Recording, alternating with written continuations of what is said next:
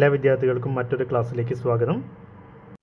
ഇന്ന് നമ്മൾ സംസാരിക്കാൻ പോകുന്ന topic development of speech and language, സംസാര ഭാഷ വളർച്ചയെ കുറിച്ചാണ്. നമുക്കറിയാം, സംസാര ഭാഷ വളർച്ചയെ അല്ലെങ്കിൽ വളർച്ചാ ഘട്ടങ്ങളെക്കുറിച്ച് വ്യക്തമായി നമ്മൾ മനസ്സിലാക്കിയാൽ മാത്രമേ ആ വളർച്ചാ കാലഘട്ടങ്ങളിൽ ഉണ്ടാവുന്ന ബുദ്ധിമുട്ടുകളെക്കുറിച്ച് നമുക്ക് മനസ്സിലാക്കാൻ സാധിക്കുകയുള്ളൂ. സ്പീച്ച് ആൻഡ് ലാംഗ്വേജ് ഡെവലപ്മെൻറ്റിനെ കുറിച്ച് നമ്മൾ മനസ്സിലാക്കുമ്പോൾ നമ്മൾ ആദ്യം മനസ്സിലാക്കേണ്ട വളരെ ഇമ്പോർട്ടൻ്റ് ആയിട്ടുള്ള 2 പോയിൻറ്റുകളാണ് speech and language is a learned behaviour എന്നുള്ളതും an innate tendency has there to develop the language എന്നുള്ള 2 പോയിൻറ്റുകൾ. എന്താണ് ഈ 2 പോയിൻറ്റുകളിലൂടെ അല്ലെങ്കിൽ ഈ 2 തിയറിറ്റിക്കൽ ബാക്ക്ഗ്രൗണ്ടിലൂടെ കാര്യങ്ങൾ എക്സ്പ്ലെയിൻ ചെയ്യുന്നത്? ആദ്യത്തെ പോയിൻ്റ് നമുക്കൊന്ന് നോക്കാം. Speech and language is a learned behaviour. എന്താണ് അതുകൊണ്ട് അർത്ഥമാക്കുന്നത്? നമുക്കറിയാം, ഒരു കുട്ടി ജനിച്ച ഉടനെ തന്നെ സംസാരിക്കുന്നൊന്നുമില്ല. പല ശബ്ദങ്ങളോടും അതിൻ്റെ വളർച്ചാ കാലഘട്ടങ്ങളിൽ കുട്ടി പ്രതികരിച്ച് ഒരു സംസാര രീതി കുട്ടി പഠിച്ചെടുക്കുകയാണ് ചെയ്യുന്നത്. അതുകൊണ്ട് തന്നെയാണ് ലാംഗ്വേജ് എന്ന് പറയുന്നത് അല്ലെങ്കിൽ സ്പീച്ച് എന്ന് പറയുന്നത് ഒരു ലേൺഡ് ബിഹേവിയറാണ്, ഒരു പഠന പ്രവൃത്തിയിലൂടെ വരുന്ന കാര്യമാണ് എന്ന് പറയുന്നത്. മറ്റൊരു ഉദാഹരണം എടുത്താൽ, ഒരു കുട്ടി, മലയാളി ദമ്പതികൾക്ക് ജനിച്ച ഒരു കുട്ടി ജീവിക്കുന്നത് അമേരിക്കയിലോ അല്ലെങ്കിൽ ഇംഗ്ലണ്ടിലോ ആണെങ്കിൽ കുട്ടി സ്വാഭാവികമായിട്ടും മലയാളത്തേക്കാൾ കൂടുതൽ ഇംഗ്ലീഷാണ് പഠിക്കുന്നത്. അതേസമയം യൂറോപ്യൻസിന് ഉണ്ടാകുന്ന ഒരു കുട്ടി ജനിക്കുന്നത് കേരളത്തിലാണ് എങ്കിൽ ആ കുട്ടി സ്വാഭാവികമായിട്ടും മലയാളമായിരിക്കും കുറച്ചുകൂടെ ഇംഗ്ലീഷിനേക്കാൾ ബെറ്ററായി സംസാരിക്കുന്നത്. അതെന്തുകൊണ്ടാണ്? അത് ഭാഷ എന്നത് ജനിതകപരമായോ മാതാപിതാക്കളിൽ നിന്ന് നേരിട്ട് കൈമാറ്റപ്പെടുന്ന ഒന്നല്ല, മറിച്ച് ചുറ്റുവട്ടത്തുള്ള ആളുകളുടെ സംസാരങ്ങളിൽ നിന്ന് പഠിച്ചെടുക്കുന്ന ഒന്നാണ് ഭാഷ അല്ലെങ്കിൽ സംസാരം എന്ന കഴിവ്. അതുകൊണ്ട് തന്നെ ഒരു കുട്ടിയോട് നമ്മൾ സംസാരിച്ചു കൊണ്ടിരുന്നെങ്കിൽ അല്ലെങ്കിൽ കുട്ടിയോട് ആവശ്യത്തിന് സംസാരിക്കുന്നുണ്ട് എങ്കിൽ മാത്രമേ ആ കുട്ടിയുടെ സംസാര ഭാഷ വളർച്ച സാധ്യമാവുകയുള്ളൂ. അപ്പോൾ എന്താണ് അടുത്ത പോയിന്റ് പറയുന്നത്? There is a inborn tendency to develop a language. എന്താണ് അതുകൊണ്ട് അർത്ഥമാക്കുന്നത്? നമുക്കറിയാം, മറ്റ് മൃഗങ്ങളിൽ നിന്ന് മനുഷ്യനുള്ള ഒരു സവിശേഷ ഗുണമാണ് ഭാഷയും സംസാരവും എന്ന്. അല്ലെങ്കിൽ ഭാഷ ഉപയോഗിക്കുന്നതിനും സംസാരിക്കുന്നതിനുമുള്ള കഴിവ് മറ്റ് മൃഗങ്ങളെ അപേക്ഷിച്ച് മനുഷ്യനാണുള്ളത്. അതായത് മനുഷ്യൻ്റെ തലച്ചോറ് പരിണാമ പ്രക്രിയയിലൂടെ വളരെയേറെ മാറ്റങ്ങൾ കൈവരിക്കുകയും ഭാഷ പോലെയുള്ള അതിസങ്കീർണമായ ചിന്താ പ്രവർത്തനങ്ങളെ മനസ്സിലാക്കിയെടുക്കുന്നതിന് തലച്ചോറിനുള്ള സ്വാഭാവികമായ കഴിവും കൂടെ ചേരുമ്പോഴാണ് ഒരു കുട്ടി അല്ലെങ്കിൽ ഒരാൾ ഭാഷ പഠിച്ച് വരുന്നത്. ഒരു കുട്ടി ജനിക്കുമ്പോൾ തന്നെ ആ കുട്ടിക്ക് ഭാഷ പഠിക്കാനുള്ള കഴിവുണ്ട് എന്നത് പറഞ്ഞതുകൊണ്ട് കാര്യമില്ല. ആ കുട്ടി ആവശ്യത്തിന് സംസാരം കേൾക്കുകയും മനസ്സിലാക്കുകയും ചെയ്തിട്ടുണ്ട് എങ്കിൽ മാത്രമേ ഒരു കുട്ടിക്ക് ഭാഷാ വളർച്ച കൈവരിക്കാൻ സാധിക്കുകയുള്ളൂ. അതുകൊണ്ട് ഇന്നത്തെ ശാസ്ത്രം പറയുന്നത് ഈ 2 ഫിലോസഫിക്കും തുല്യ പ്രാധാന്യം ഉണ്ട് എന്ന് തന്നെയാണ്. ഭാഷ എന്നുള്ളത് ഒരു ലേൺഡ് പ്രവർത്തനവും പഠനത്തിലൂടെ ആർജിക്കുന്ന ഒരു കഴിവും ഒരു ഇന്നേറ്റ് ടെൻഡൻസിയും ഉണ്ട് എന്നുള്ളതാണ് ശാസ്ത്രീയമായി തെളിയിക്കപ്പെട്ടിട്ടുള്ളത്. കേൾവിയുടെയും സംസാരത്തിൻ്റെയും അഭേദ്യമായ ബന്ധത്തെക്കുറിച്ച് നമ്മൾ മുന്നും സംസാരിച്ചിട്ടുണ്ട്. വ്യക്തമായ കേൾവി ഉണ്ടെങ്കിൽ മാത്രമേ ഒരു കുട്ടിക്ക് സംസാര വളർച്ച കൈവരിക്കുകയുള്ളൂ എന്ന കാര്യവും നമ്മൾ കണ്ടു കഴിഞ്ഞു. മറ്റൊരു രീതിയിൽ പറഞ്ഞാൽ, ഒരു കുട്ടിക്ക് കേൾവി കുറവുണ്ടെങ്കിൽ ആ കുട്ടിക്ക് സംസാര ഭാഷാ പ്രശ്നങ്ങൾ ഉണ്ടാവാനുള്ള സാധ്യതയും ചെറുതല്ല. അപ്പോൾ എപ്പോൾ മുതലാണ് ഒരു കുട്ടി കേട്ടു തുടങ്ങുന്നത്? നമുക്ക് ആദ്യം ആ പോയിന്റ് ഒന്ന് വിശദീകരിക്കാം. ഒരു കുഞ്ഞ് ഗർഭാവസ്ഥയിൽ തന്നെ 18ാമത്തെ ആഴ്ചയാവുമ്പോഴേക്കും ഒരു കുഞ്ഞിന് ശബ്ദം വ്യക്തമായി കേൾക്കുന്നതിന് സാധിക്കും. 24 ആഴ്ചകളാവുമ്പോഴേക്കും ഒരു കുട്ടി ശബ്ദത്തിനോട് വളരെ സെൻസിറ്റീവ് ആവുകയും 25-26 ആഴ്ചകളിൽ ശബ്ദത്തിനോട് നേരിയ രീതിയിൽ പ്രതികരിക്കാനും സാധിക്കുന്നു. മറ്റൊരു രീതിയിൽ പറഞ്ഞാൽ, ഒരു കുഞ്ഞ് ജനിക്കുമ്പോൾ തന്നെ ആ കുട്ടിക്ക് അമ്മയുടെ ശബ്ദം വേർതിരിച്ചറിയാനും തൻ്റെ ചുറ്റുവട്ടത്തുമുള്ള ശബ്ദങ്ങളെ മനസ്സിലാക്കുന്നതിനും സാധിക്കും എന്ന് ചുരുക്കം. അടുത്ത് നമ്മൾ സംസാരിക്കാൻ പോകുന്നത് ഒരു കുട്ടിയുടെ ഭാഷാ വളർച്ചയെ നമുക്ക് 2ആയി തരംതിരിക്കാം. ഒന്ന് റിസപ്റ്റീവ് സ്കിൽ എന്നും മറ്റൊന്ന് എക്സ്പ്രസീവ് സ്കിൽ എന്നും. എന്താണ് റിസപ്റ്റീവ് സ്കിൽ, എന്താണ് എക്സ്പ്രസീവ് സ്കിൽ നമുക്ക് നോക്കാം. റിസപ്റ്റീവ് സ്കിൽ എന്നാൽ ഒരു കുട്ടിക്ക് ഒരു ഭാഷ അല്ലെങ്കിൽ സംസാരം കേട്ട് കാര്യങ്ങൾ മനസ്സിലാക്കുന്നതിനുള്ള കഴിവും, എക്സ്പ്രസീവ് സ്കിൽ എന്നാൽ ആ കഴിവിനനുസരിച്ച് കുട്ടി വാക്കുകൾ പുറത്തു പറയുന്നതിൽ അല്ലെങ്കിൽ വാക്കുകളിലൂടെ തൻ്റെ കാര്യങ്ങൾ പ്രകടിപ്പിക്കുന്നതിനുള്ള കഴിവുമാണ് എക്സ്പ്രസീവ് സ്കിൽ. റിസപ്റ്റീവ് സ്കിൽ എന്നാൽ കാര്യങ്ങൾ കേട്ട് മനസ്സിലാക്കുന്ന സ്കില്ലും, എക്സ്പ്രസീവ് സ്കിൽ എന്നാൽ കേട്ട് പഠിച്ച കാര്യങ്ങൾ തൻ്റെ ആവശ്യത്തിനനുസരിച്ച് പുറത്ത് പറയുന്ന സ്കില്ലും. Receptive language is essentially understanding the expressions and words of others. Children begin to develop this skill first. ആദ്യം ഒരു നല്ല റിസപ്റ്റീവ് സ്കിൽ ഉണ്ടെങ്കിൽ മാത്രമേ ഒരു കുഞ്ഞിന് നല്ല എക്സ്പ്രസീവ് സ്കിൽസും ഉണ്ടാവുകയുള്ളൂ എന്ന് ചുരുക്കം.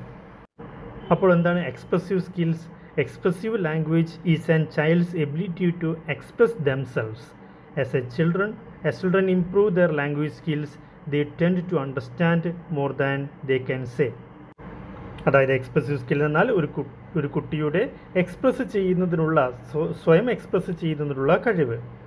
ഒരു കുട്ടിക്ക് നല്ല എക്സ്പ്രസീവ് സ്കിൽസ് ഉണ്ടാകണം എന്നുണ്ടെങ്കിൽ നല്ല റിസപ്റ്റീവ് സ്കിൽസും ഉണ്ടായേ മതിയാവൂ. മറ്റൊരു രീതിയിൽ പറഞ്ഞാൽ ഒരു കുട്ടി എത്രയാണോ എക്സ്പ്രസ് ചെയ്യുന്നത് തീർച്ചയായും ആ കുട്ടിക്ക് അതിനേക്കാൾ കൂടുതൽ അറിവുണ്ടാവുമെന്ന് ചുരുക്കം.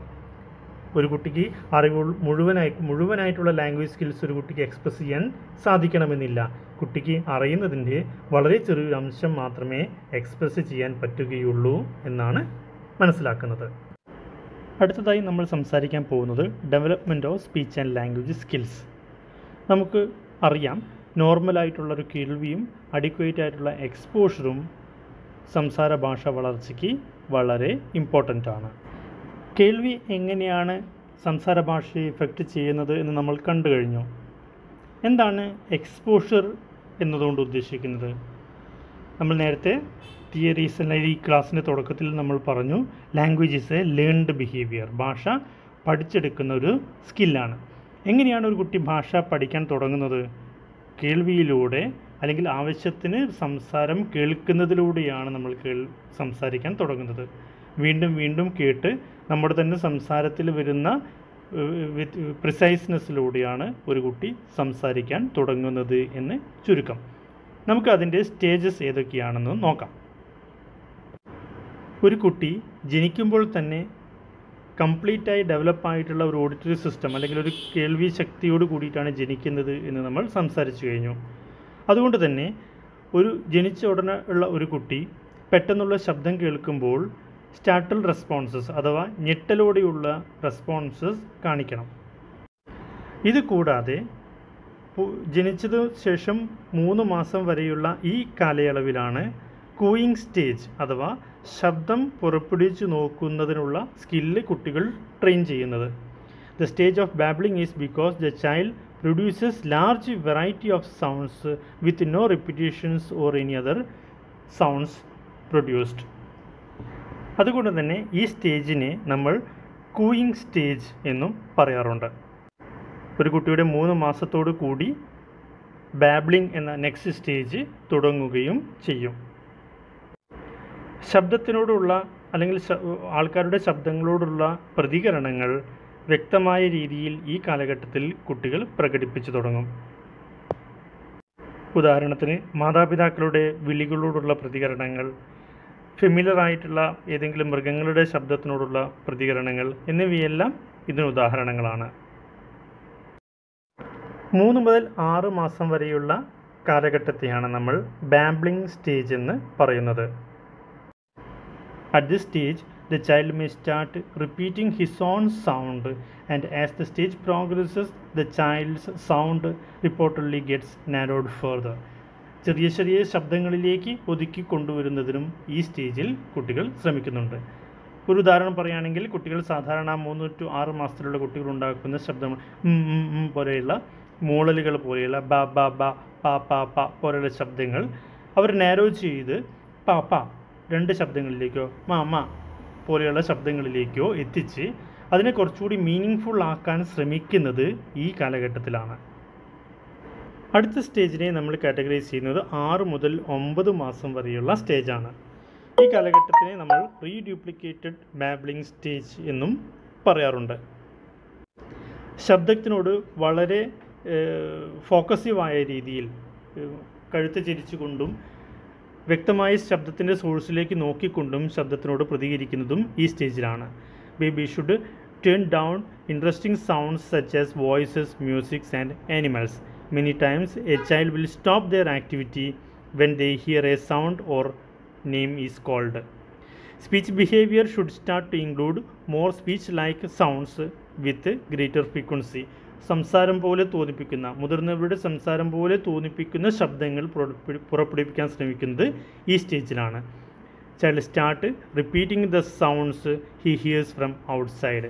പല ശബ്ദങ്ങളും റിപ്പീറ്റ് ചെയ്ത് നോക്കുന്നതും ഈ കാലഘട്ടത്തിലാണ്. അതുകൊണ്ട് തന്നെ ലാംഗ്വേജ് ഡെവലപ്മെൻറ്റിന് തൊട്ട് മുന്നുള്ള ഈ കാലഘട്ടത്തിൽ കുട്ടികൾക്ക് ആവശ്യത്തിനുള്ള എക്സ്പോഷർ വളരെ നിർബന്ധമാണ്. 9 മുതൽ 12 മാസം വരെയുള്ള കാലഘട്ടത്തിൽ കുട്ടി വളരെ പ്രിസൈസായി ശബ്ദത്തിൻ്റെ ലൊക്കേഷൻ അല്ലെങ്കിൽ ഏത് ഭാഗത്തു നിന്ന് ഏത് ശബ്ദമാണ് വന്നത് എന്ന് മനസ്സിലാക്കുകയും ശബ്ദത്തിനോട് വളരെ നോർമലായ രീതിയിൽ പ്രതികരിക്കുകയും ചെയ്യുന്നു.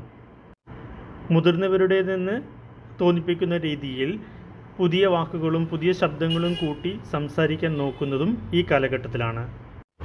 മിക്ക കുട്ടികളുടെയും സംസാരം തുടങ്ങുന്ന സ്റ്റേജും 9 മുതൽ 12 മാസം വരെയുള്ള ഈ സ്റ്റേജിലാണ്. അതുകൊണ്ട് തന്നെ ഈ സ്റ്റേജിനെ നമ്മൾ ട്രൂ സ്പീച്ച് സ്റ്റേജ് എന്നും പറയാറുണ്ട്. പല കുട്ടികളുടെയും ഫസ്റ്റ് വേർഡ്, ഒന്നാമത്തെ വ്യക്തമായ വാക്ക് എന്ന് പറയുന്നത് 9 മുതൽ 12 മാസം വരെയുള്ള ഈ കാലഘട്ടത്തിലായിരിക്കും ഉണ്ടായിരിക്കുക. ഏത് വാക്കാണോ ഒരു കുട്ടി ഏറ്റവും കൂടുതലായി കേൾക്കുന്നത്, അല്ലെങ്കിൽ ഏത് വാക്ക് പറയാനാണോ ഒരു കുട്ടി ഏറ്റവും കൂടുതൽ പ്രേരിപ്പിക്കപ്പെടുന്നത് പോലെയുള്ള ഘടകങ്ങളെ ആശ്രയിച്ചിരിക്കും ഒരു കുട്ടിയുടെ ആദ്യത്തെ വാക്ക് അല്ലെങ്കിൽ ഫസ്റ്റ് വേർഡ് എന്ന് പറയുന്നത്.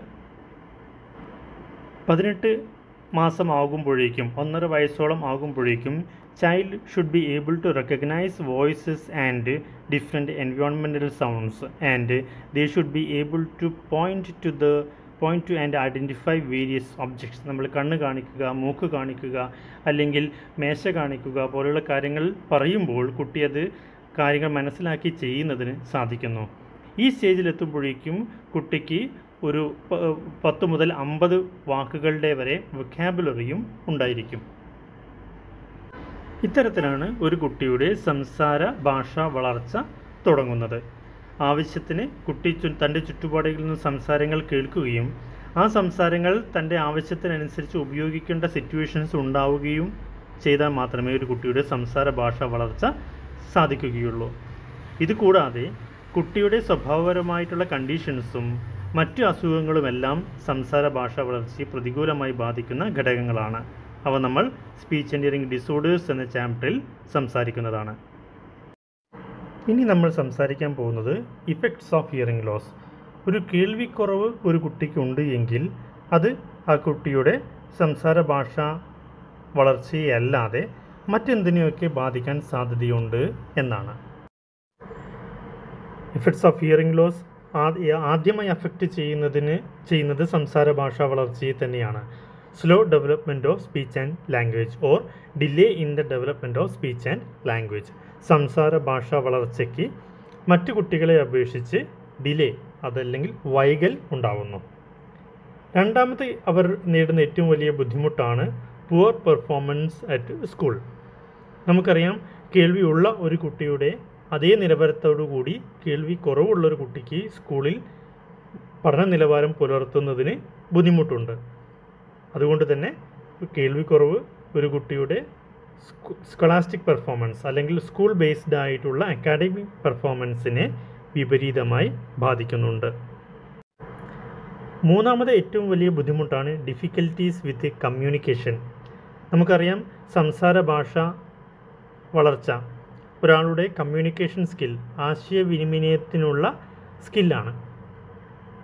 ഒരു കുട്ടിക്ക് കേൾവി കുറവുണ്ട് എങ്കിൽ ആ കുട്ടിയുടെ സംസാര ഭാഷാ പ്രശ്നങ്ങൾ ഉണ്ടാവുകയും അതുകൊണ്ട് തന്നെ കുട്ടി പറയുന്ന കാര്യങ്ങൾ മറ്റുള്ളവർക്ക് മനസ്സിലാക്കുന്നതിനും ബുദ്ധിമുട്ടുണ്ടാവും. ഇതുകൂടാതെ ടീച്ചർമാരോ കുട്ടികളുടെ കൂടെ ഉള്ള ആൾക്കാരോ പറയുന്ന കാര്യങ്ങൾ വ്യക്തമായി കേട്ട് കാര്യങ്ങൾ മനസ്സിലാക്കുന്നതിനുള്ള ബുദ്ധിമുട്ട് ആ കുട്ടിക്കും ഉണ്ടാവുന്നു. സോ ഡിഫിക്കൽട്ടീസ് വിത്ത് കമ്മ്യൂണിക്കേഷൻ എന്ന ഈ ഒരു കമ്മ്യൂണിക്കേഷൻ ബാരിയർ ഏതൊരു കേൾവിക്കുറവുള്ള കുട്ടിയുടെയും വളരെ ബുദ്ധിമുട്ടുള്ള കാര്യമാണ്. They may miss out an employment opportunity. മൂന്നാമത്തെ അല്ലെങ്കിൽ നാലാമത്തെ ഏറ്റവും ഇമ്പോർട്ടൻ്റ് ആയിട്ടുള്ള ഫാക്ടറാണ് കുറവുള്ള ഒരാൾക്ക് പല എംപ്ലോയ്മെൻറ്റ് ഓപ്പർച്യൂണിറ്റീസും മിസ്സാവുന്നുണ്ട്. അല്ലെങ്കിൽ ചലഞ്ചിങ് ആയിട്ടുള്ള കേൾവി നിർബന്ധമായിട്ട് വരുന്ന പല ജോലികളിലും ഇത്തരത്തിലുള്ള ആളുകൾക്ക് ബുദ്ധിമുട്ട് നേരിടുന്നതായി കാണാറുണ്ട്.